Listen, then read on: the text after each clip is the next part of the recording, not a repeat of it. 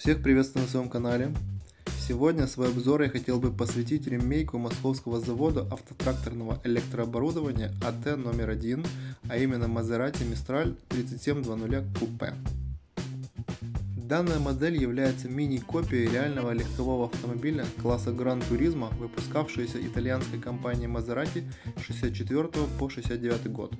Mistral стал первой моделью Maserati, которая была названа в честь ветра, сильного холодного северного ветра на юге Франции, что должно непременно вызвать ассоциацию со скоростью.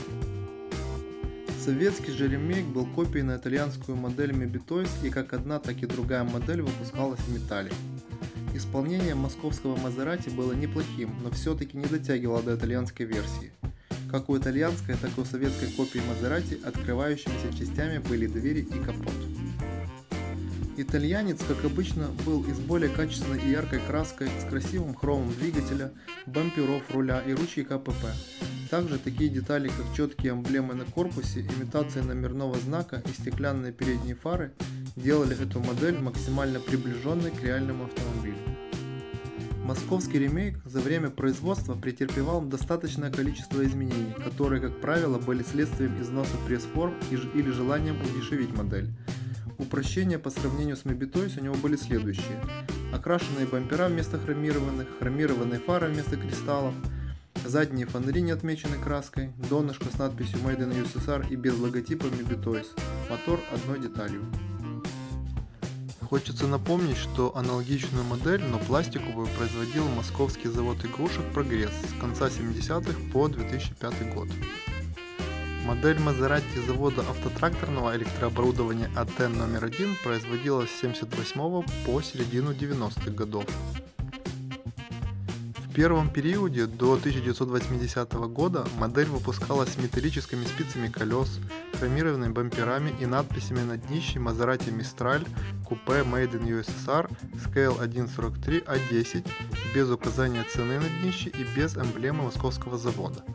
Также раннюю модель отличало наличие эмблемы сбоку и сзади, более четкую эмблему на передней решетке, на стекле внутри глаз Mebitoys, на деталях салона в середине надпись Mebitoys и название модели, ручка КПП отдельной деталью. С 80 по 82 год модель выпускается с пластмассовыми спицами колес, белыми бамперами и без надписей на днище.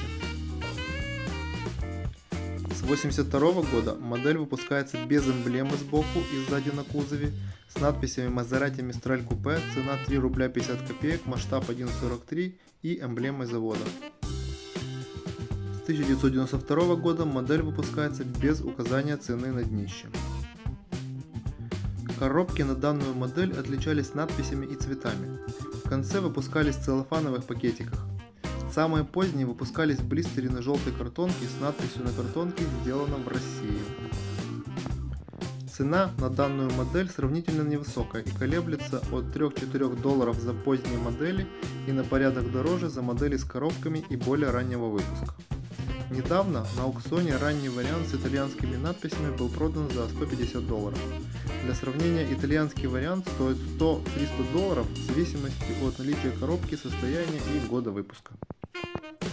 Всем спасибо за просмотр данного видео. Если видео понравилось, жмите лайк и подписывайтесь на мой канал. Пока-пока.